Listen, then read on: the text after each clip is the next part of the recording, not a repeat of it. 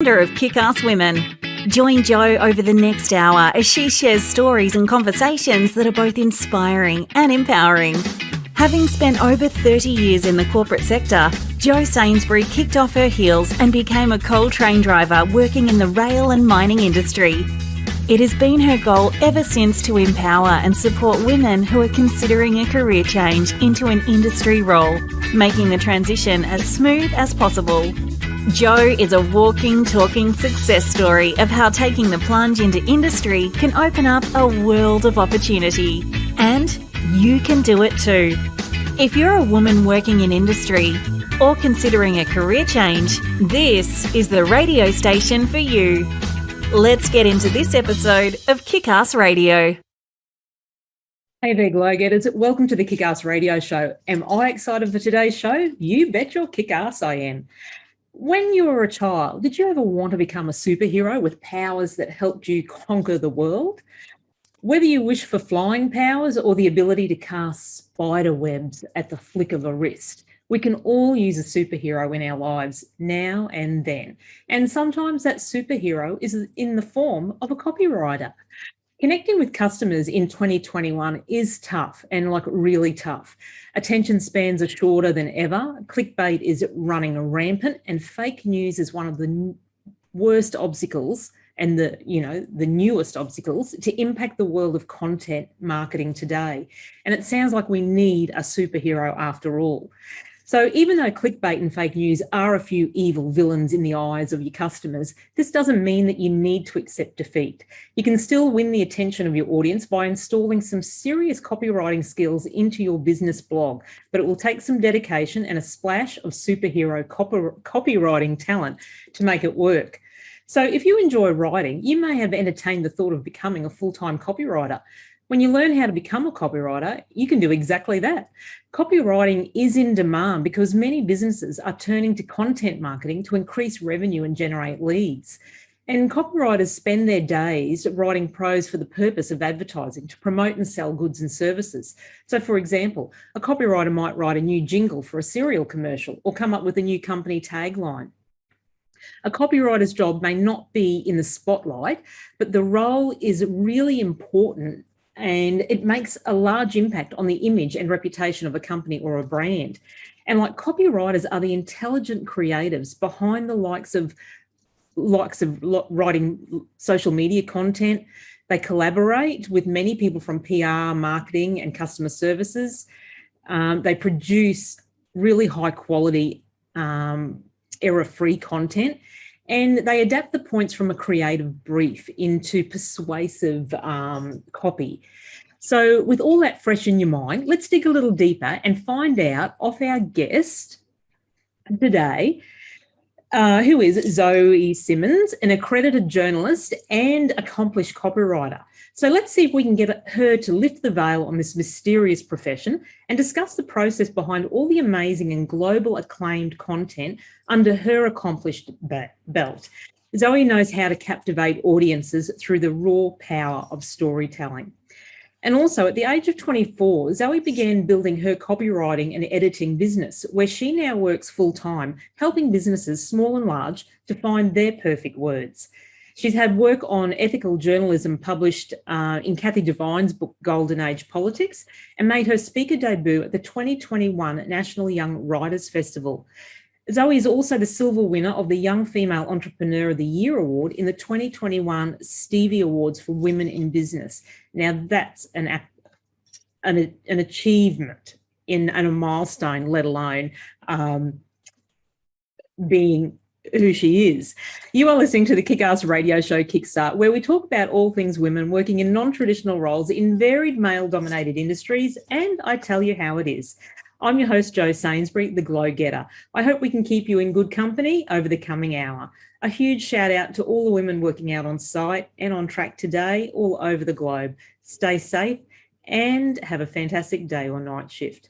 This might also be a good time for a trigger warning that today's show may and does contain some adult language. Okay, let's get into it and meet Zoe. Hello, Zoe, and welcome to Kickass Radio. Firstly, thank you for coming on the show and for sharing some of your valuable time with us today. I know you're super busy, but I also know we are all going to enjoy your company, and we're eager to find out all about a little bit more about journalism and copywriting. So, Zoe, your bio and portfolio reads like a celebratory glossary. Tell us a bit more about yourself and your career to date so far. How you've reached this success. Well, firstly, thank you so much for having me. It's great to chat today. I don't know, it is a bit of a shock to, I guess, look back and see what I've achieved in like the last 26 years alone. I was pretty proud of that. I guess it started about 10 years ago. I guess it started when I figured out I liked words. But I did my first little work experience at the age of 16 at my local newspaper, and I just fell in love with it. I did want to be an author, but I figured journalism might be a little bit easier to get into. And, a bit more jobs probably for a journalist than an author, at least as a teenager. So I ended up actually really falling in love with it, and studied a Bachelor of Journalism, and went on to do a fair few internships. I was the online editor of my university magazine. I worked briefly with Mamma Mia, with the Cancer Council. I worked in social media with the Daily Mail, and eventually I kind of just realised I really liked freelancing. I did work for a couple of years in a government comms organisation, which also, I guess, gave me the confidence to not just freelance for journalism, but freelance for copywriting and anything communications-wise as well, and use the skills I'd learned in my career to, I guess, promote myself, and through that, the things that I believe in. So, I've just been, I guess, doing my best, saying yes to opportunities and hoping for the best. Well, you've definitely diversified your pathway through journalism and associated media-related industries, and you've set a great example of just what is achievable within all aspects of journalism and writing. And as I said, what a stellar media wall you are able to boast, working with such names like Mamma Mia, Fairfax Media, News Corp, Daily Mail, New York Post. That's Life magazine. I mean, the list goes on. So it's a formidable portfolio to have, and you need to be congratulated and rewarded for that, of course. So copywriting, it seems really exciting. But first, let's get our basics clear. What actually is copywriting, and what do you do, especially for the listeners that don't know? Like, I have an idea of what it's about because I'm an author myself, and create a fair bit of social media content. But for those out there, what does a copywriter do, and how do you contribute to all these like media outlets? Copywriting is such a diverse thing. There's so many aspects to it.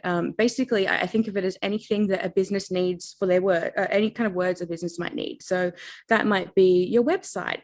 It might be some blogs. It could be social media copy. It could be a video script, an awards application, brochures, bios, reports, literally anything with words. It can be. So I guess it really depends on what that person specializes in. Sorry, what was your second question? What do you do? So what's the actual job of a copywriter? So.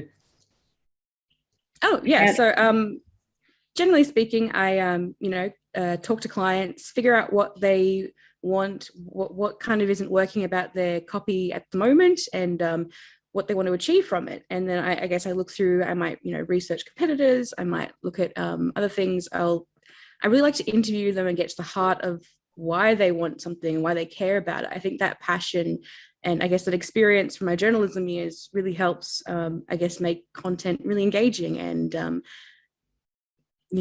how storytelling can really help your business. So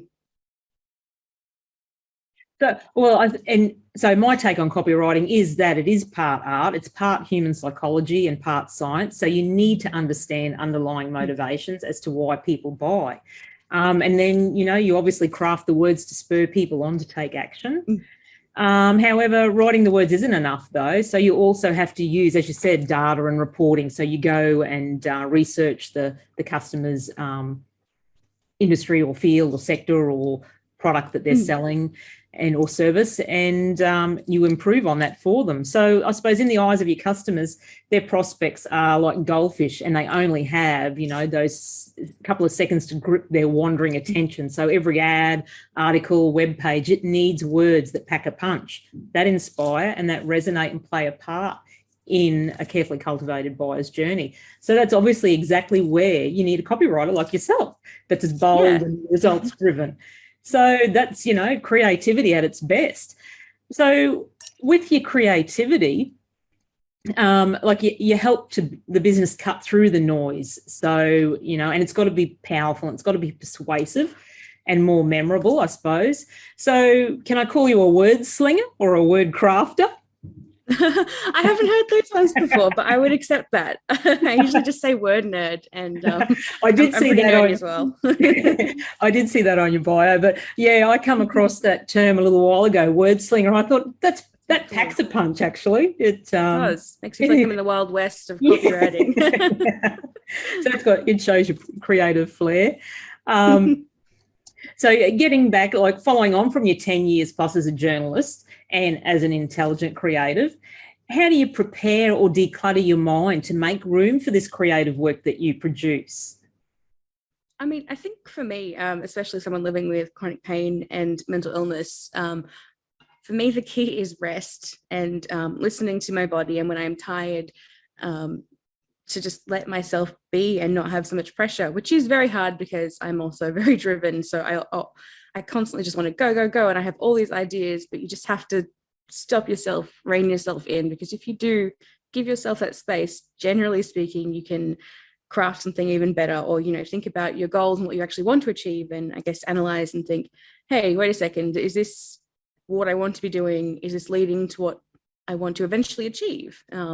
So for me, resting and I guess doing things that I enjoy as well, and making sure that my creativity isn't all just work, because I find it's quite draining when you're just a creative all the time and it's just as a source of income. But it's more powerful than that and beautiful. So I also, you know, I do a little bit of art, not well. I write some poems and music, and make sure there's parts of my creativity that I'm not using for profit. I'm just using for fun and for me. I mean, if I could eventually get profit, that'd be amazing. But I guess just making sure that you're looking after yourself and that you don't lose that love. Definitely that. Yeah. So you're enjoying your job. You've always got to be enjoying your job and have that passion there. So we said, you know, you called yourself a word and grammar nerd. How are you off for correctness and perfectionism?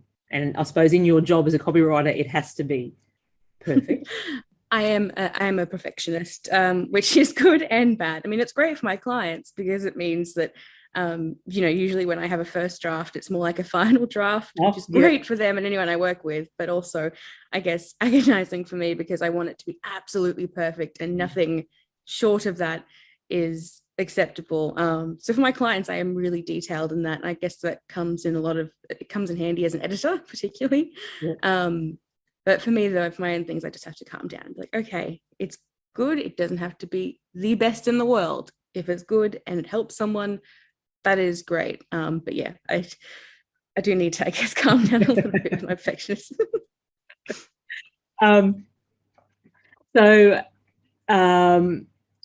Does any of your work and your great ideas get shot down from your clients? If, you know, what you produce and you show that to your client, do you ever get a big knockback to say, hey, that's not the message we're chasing, or that's not, you know, what we're looking for? No, we're not happy with that. How do you take that, and how do you go back to the drawing board or the writing pad, I suppose, and start again? Or do you use your power of persuasion and creativity to talk them into what you've written? I guess it depends. I'm probably pretty lucky in this that I haven't had a lot of pushback. Generally speaking, when I suggest something, I explain why. And if the client's like, oh, yep, that makes sense, we just go through it. But if they push back and it's, you know, that's not what they want, that's fair enough. It is their work. I will abide by what they want. I'll explain why I think it could be improved or changed and made better. But in the end, it's their decision. Although I have had, I guess, a lot more rejection in the field of journalism because it is very hard. So generally speaking, if I don't get a response from an editor that I might have pitched an article to, I find somewhere else. I don't necessarily just give up. If I think it's an important story, I will find somewhere else to publish it. And at the end of the day, even if I don't get a publisher, I can self-publish on my own website and social media. So that is good. Yeah. Yeah, and you are a diligent copywriter and always ready to provide solutions to the problems. I can see that in what you've provided and what you've produced. And in the end, it all comes down to caring about your prospect and uncovering if your content is going to help them, doesn't it? It's all about them in the long run for you. It's about your customers and providing that service to them. Absolutely. I care so deeply about my customers and my clients. And in the end, I actually become pretty good friends with most of them, which is also amazing. But that's right. Yeah, to have a great business relationship it's part and parcel of creating that creativity, because you're working, alongside with them. You're on the same wavelength. So yes, it is definitely great to have a good business relationship in regards to that. Definitely, it's more than just a client or a job to me. It's I guess I look at their business and what they're trying to do, and it's their life. It's not just a job that you can just forget about the day after. That the work you do for someone will have long-lasting impact. So you want to make sure it's going to work for them. All right, we're just going to take a little break and hear from one of the show's sponsors, and we'll be back with all the listeners soon. Hey Glo-getters, have you heard about Kickass Women? Founded by Jo Sainsbury, Kickass Women is dedicated to empowering and supporting women who are considering a career change into an industry role. Visit our brand new website at www.kickasswomen.com.au or follow Kickass Women on Facebook and LinkedIn today to keep up to date with all things Kickass Women and the incredible opportunities and content we have for you. See you there, Glo-getters. Okay, thanks for tuning back in, and where we are getting our words worth with Zoe Simmons, who is a journalist and copywriter. So what do you know about your work now, Zoe, that you wish you'd known when you first started? I think what I'm alluding to here is, has there been one thing that's leveraged your success or a lesson learned that's guided you into a more fluent road to your success and achievements? Honestly, I think the only thing I wish I could tell myself from when I was younger and starting out is that I wish I'd believed in myself more. Also, maybe, I guess, cutting myself some slack, that it's okay if you don't get some things and the right opportunity will eventually show up. You just have to work hard. You just have to keep caring about what you're doing and keep producing good work and putting yourself out there too. Like, I think I was really anxious about promoting myself, so I didn't do anything really like that, but it's actually a key part of running a business, and especially working with advocacy and trying to promote causes that I think are really important. You kind of have to get out there, because I think backing myself and not caring as much about potential people not liking me, you're never going to be able to stop people not liking you, so just, I guess, do it for the people who do really like you and resonate with you, and shine your light, even if it's scary. We all suffer from those self-limiting beliefs. We all suffer from lack of self-confidence, and it is all about stepping out of your comfort zone, providing more confidence in yourself, or having that confidence in yourself, and going out and going after what you want. And if you really want to achieve something, you need to take the action and step out of that comfort zone and self-promote, self-advocate. It's all part and parcel of, getting yourself out there and getting those opportunities. So yes, definitely, as we all suffer from those self-limiting beliefs, but we've all got to take the action and move forward with them. So with copywriting, it is a craft, and you've always got to be practicing and improving as you've learned how to become a copywriter. Did you have any mentors, or did you study any great copywriters and study their work to gain some insight as to how they did it? And I mean, to be honest, I didn't really realize copywriting was what I was doing when I first started. I kind of just thought, oh, it's, writing. I just mainly did journalism. It wasn't until I guess I found Kate Toon, and I did one of her SEO courses, and then ended up joining her copywriting community, and just learn everything about, I guess, running a copywriting business and how to do it professionally, and I guess use the skills I'd already learned and make it into a solid business. So that was mind-blowing. And then meeting all the amazing copywriters in there that are just incredible, that I really admire, as well as I think authors are a big inspiration for me in terms of writing, like Rochelle Mead or Tara Moss or Carly Finley, and I guess combining activism and words at the same time. Yeah.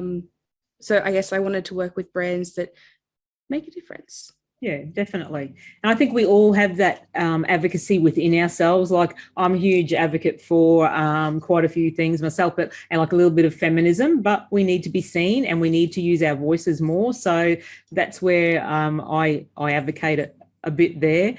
So in regards to copywriting, one more question about that. Do you need to be a member of a professional society for copywriters? Does that society have any guidelines? So are you legally bound by anything in particular? I don't think there's a specific copywriting body that you have to be a part of, which I guess is good and bad, because it means a lot of people that aren't great copywriters can claim they're copywriters.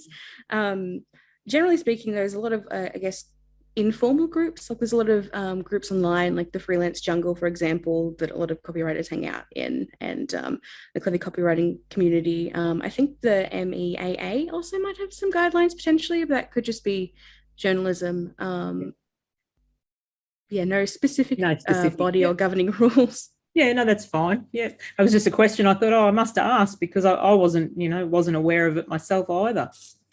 So in regards to when you originally said when you were younger you wanted to be an author, I gather that you are an avid reader and a bookworm, of course. Definitely. And you did mention a couple before. So any particular book or books that have helped you the most over your career? Oh, gosh. I mean, I probably should read more businessy books, but I guess the ones that have captured me have been the fantasy and urban fantasy books, I guess, explaining emotion and having feelings just be so prominent in work. I guess. And I guess feeling the power of words and, being able to read a book and have it transport you. And I find that so inspiring. It excites me so much to read it. And I try to recreate that, I guess, when I use my own work, especially journalism and, any other creative works.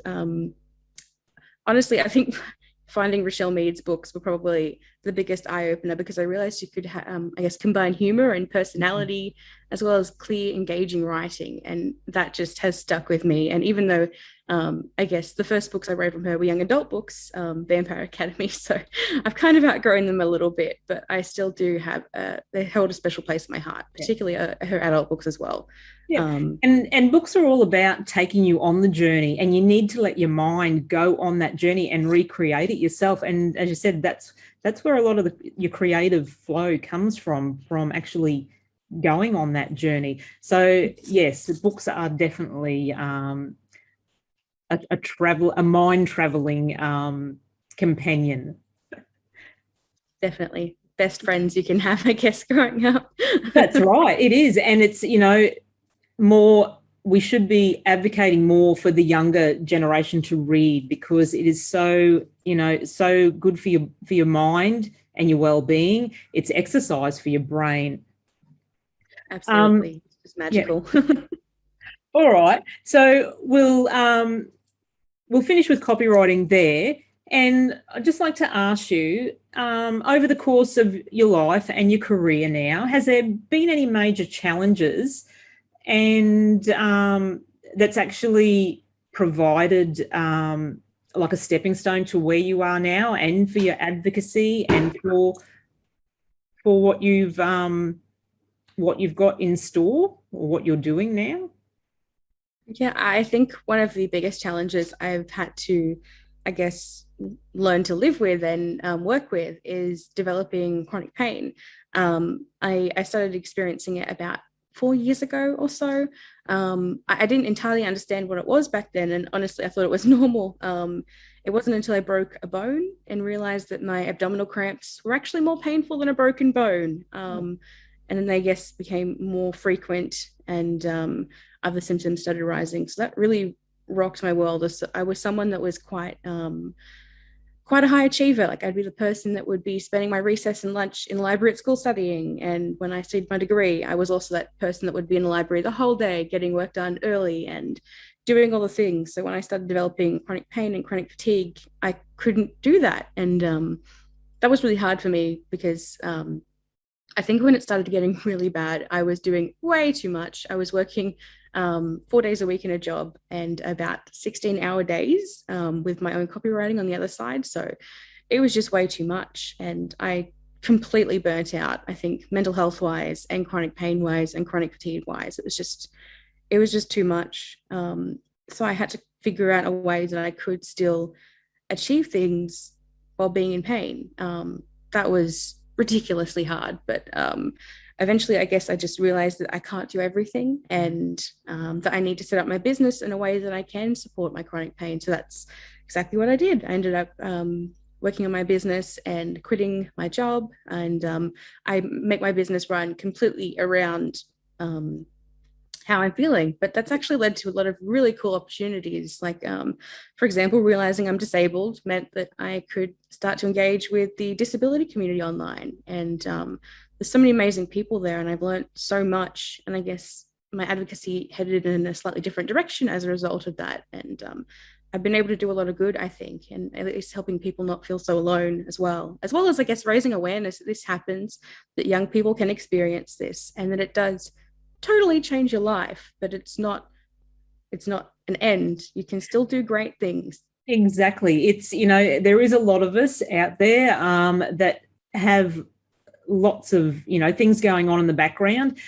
Some take it as a finishing point and they don't pursue anything further because they let their illness or their disability, actually debilitate them. But there is a lot of opportunity out there, and if you put a good self-management plan together, like as you obviously have, you can create opportunities for yourself tenfold, can't you? Like, there's lots of opportunities to be had out there, and don't let a disability hold you back by all means. I mean, at the same time, though, sometimes it does hold you back because that's the nature of it. It depends, I suppose, as you said, the individual nature of it. But in saying that, it's, there's always something that can occupy your mind or your time that can alleviate that little bit of pressure off that disability or that impairment or whatever you may have. So, sorry, you're right. Oh, sorry. I think it's just about, understanding that, yes, you have something that may be impacting you, but you can still put your mind to things and do things that you want to. I mean, obviously, there's some things you won't be able to physically do, but it's applying yourself how best you can in the situations that you can. That's exactly right. Doing how you can do it and do it best for you. Yeah, that's right. Yeah. So in your advocacy awareness, you said you've worked for some disability organisations there. What else are you doing in that realm? Mental health wise? Like, it's Mental Health Month. I'm a big advocate for mental health. I've been promoting that all this month. I usually promote it all the time, but it's so important to our overall health and well-being, our mental health. And it doesn't have to be an illness. It's just a overall. Well, what am I going to say? It's wellness, overall wellness, rather than an illness. Yeah, I mean, mental health is so important to me, I guess, because I've lived with it my whole life. And it's not until being an adult that I realized just how stigmatized it was, because I guess I've grown up, that mental health is something we talk about, whereas I didn't realize a couple of generations ago that wasn't the case.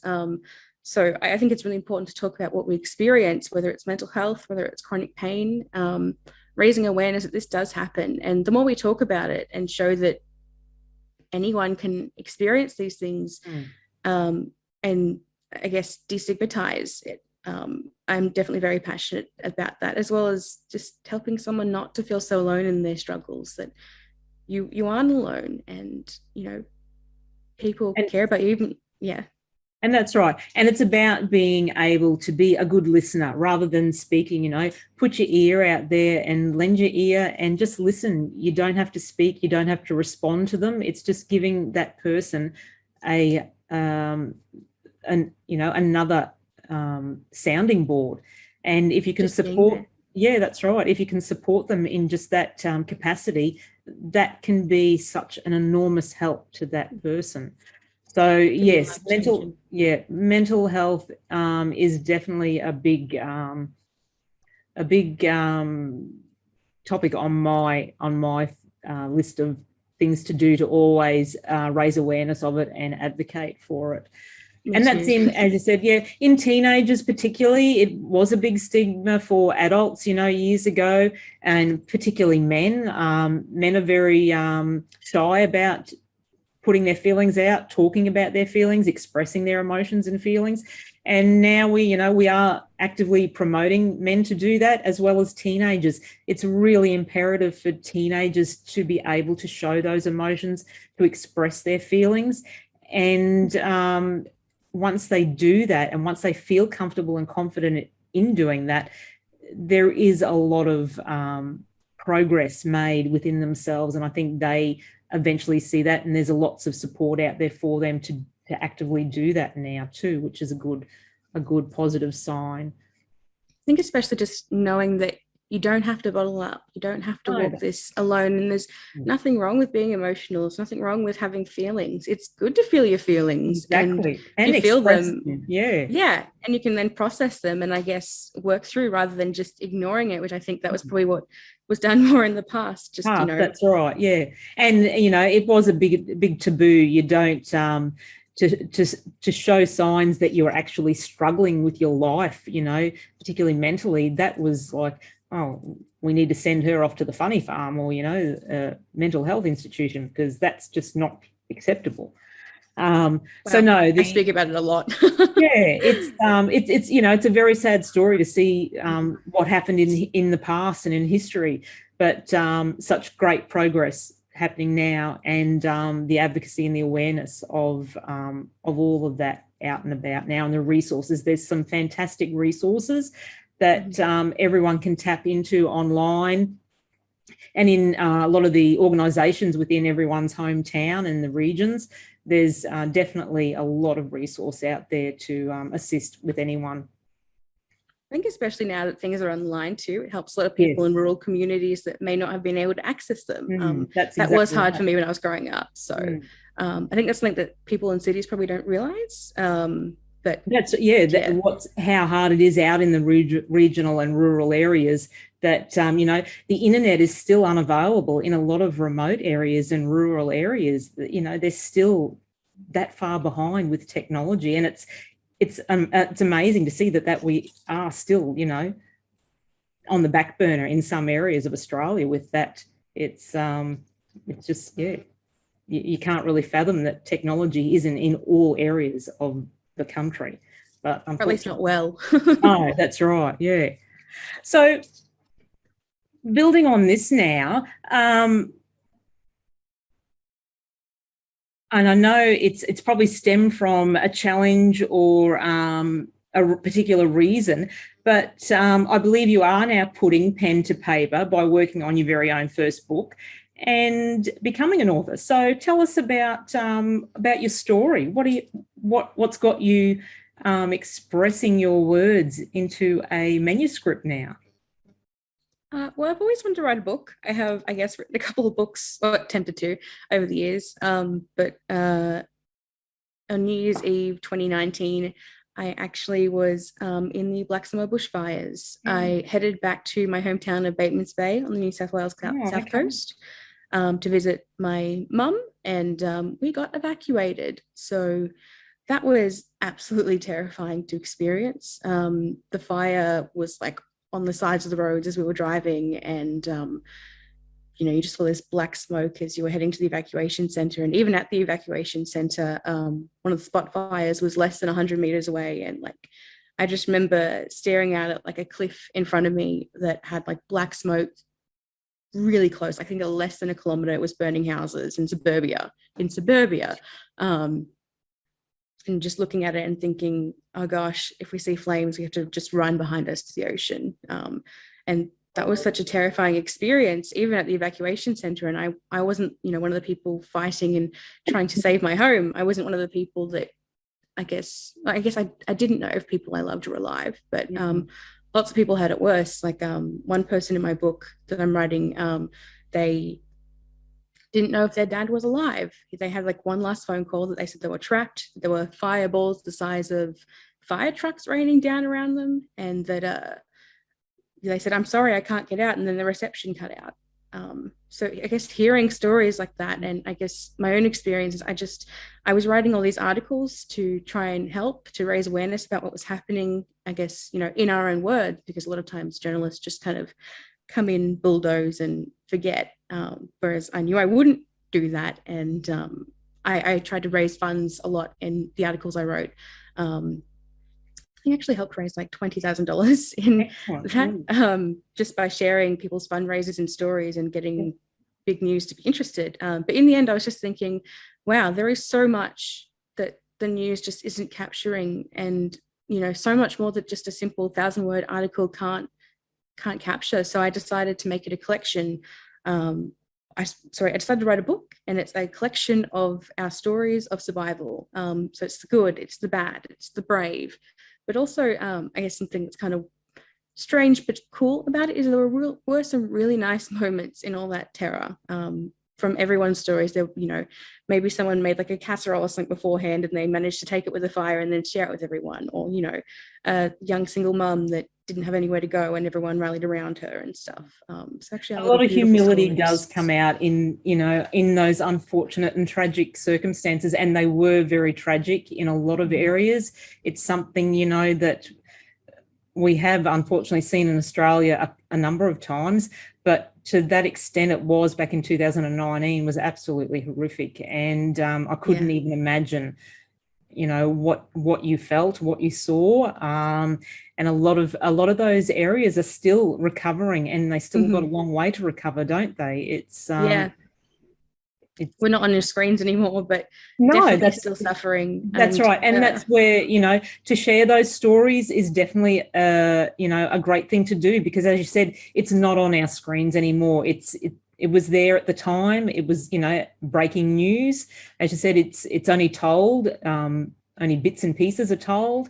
All those heart-wrenching stories that some of them you are obviously sharing, we don't get to hear those. So that will be a wonderful read, a very heartwarming read, and a very emotional read, I dare say.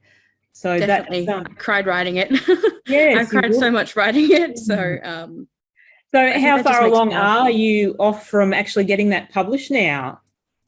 Well, it's nonfiction, so I can actually start pitching now. I have about 30,000 words written and enough interviews to probably do about 60,000, 70,000 words. Some at the moment, I'm trying to pitch to publishers and to agents, I guess because I want to get these stories out, and there's a lot of pressure, I guess, to, people have told me their deepest, darkest experiences, and I think I owe it to them to get their history out there and get our history out there in our own words, not from people that didn't experience it, but from us. Like, I know there's plenty of exactly right. It's, to get those firsthand stories, the firsthand emotions, it's it always resonates with me when I read a nonfiction book, and particularly about a situation like that.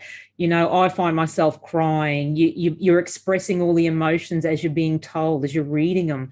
And it's such a great lived experience to read stories such as this. So definitely, yes, we hope that you can, get the attention of the publisher and get this book out there and the stories out there, because I know it would be a most successful book, and that everyone would, get on board and enjoy and walk the journey with them all that have experienced that. Yeah, I hope so. I mean, I know a couple of other similar projects are happening as well, but I think the difference is that this is us telling our own stories. And I think that is so much more powerful than any outside writer, journalist or producer trying to do it. These are our words. And I'm going to be running everything I write by the people in the stories to make sure one, it's accurate and that they're comfortable. But I guess also if there's anything else they want to share, and just really give people a voice that don't have one, that no one really cares about. I mean, I care, but for example, like even trying to pitch articles to news outlets at the moment about the fires, you don't get a response. And it's like, wow, really? You cared so much a year and a bit ago, but now it's just, what? Why don't you people care? I care, so I'm going to keep pushing this, and hopefully a publisher will care too. And, definitely. I'm sure someone out there will jump on board with it, because it is a fantastic story, and it's one that needs to be told and shared. Well, Zoe, that's been a great conversation, and one that is sometimes not considered to be or go to the depths that we've dived in today. So we really appreciate you coming on the show today and for sharing those stories. And we'll put your links up to your website for anyone wanting to reach out to you. Once again, we'll be looking forward to seeing your book on the bookshelves in the stores. And we wish you all the best, and definitely for the copywriting business, we hope to see more of that, and wish you, as I said, all the best with that. And we'd love to catch up with you a little later on in the early part of the new year in 2022, and we'll follow up on hopefully your published book and where you are in your copywriting business, and more of those glamorous and big names that we can see on your portfolio. I do have a couple of exciting things in the back burner I can't talk about yet, but I'm really excited for when I can. Oh, excellent. Thank you so much for having me. We'll look forward to talking to you again and finding out all about that. But yes, take care, and thanks for joining us, and we'll catch up with you in a couple more months in 2022. Thanks so much for having me, and thank you everyone for listening. Thanks, Zoe. Hi, Glo-getters. We're Brenjo's Earth Moving, a professional earth moving business specialising in a range of infrastructure works across a variety of industries, located in Mackay, Queensland. Here at Brenjo's, we're a family-owned company backed by an incredible team. We've seen firsthand the incredible benefits that come from promoting and supporting a diverse workplace. We're so proud to be sponsoring Kickass Radio and Kickass Women's Mission to support women entering into non-traditional roles and careers. Well, that's it, guys. I do hope you have enjoyed our show and our guest. A very big special thank you to Zoe Simmons for sharing so much of this newfound and invaluable information with us about copywriting and her journalism career.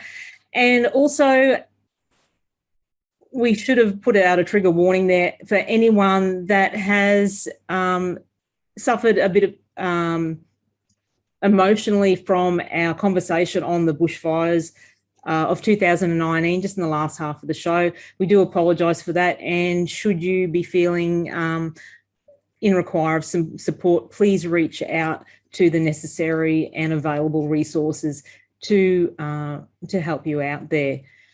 So, as you can see, there is a lot to learn when you're trying to grow your writing skills.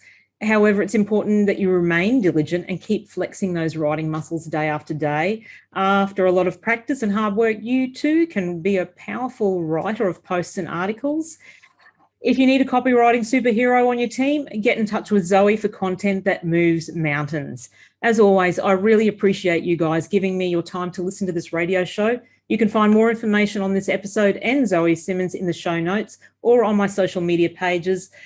And be sure to tune in again next week, where we're going to be chatting to another wonderful kick-ass woman out there making waves. Reach out to me and follow me on Kickass Women or Jo Sainsbury social media pages, or you can send me an email to jody@kickasswomen.com.au. Well, that's it. That's all for today. Thanks for your company and for listening to Kickass Radio. It's not goodbye, but see you later. Stay safe and well, and go crush it. Keep in touch, POSCOMs. Go on, get your glow on. Become a glow-getter. Thanks for tuning in to another episode of Kickass Radio, where we kick goals and deliver empowering conversations for women. Want to hear more from Kickass Women and Jo Sainsbury? Visit the Kickass Women website or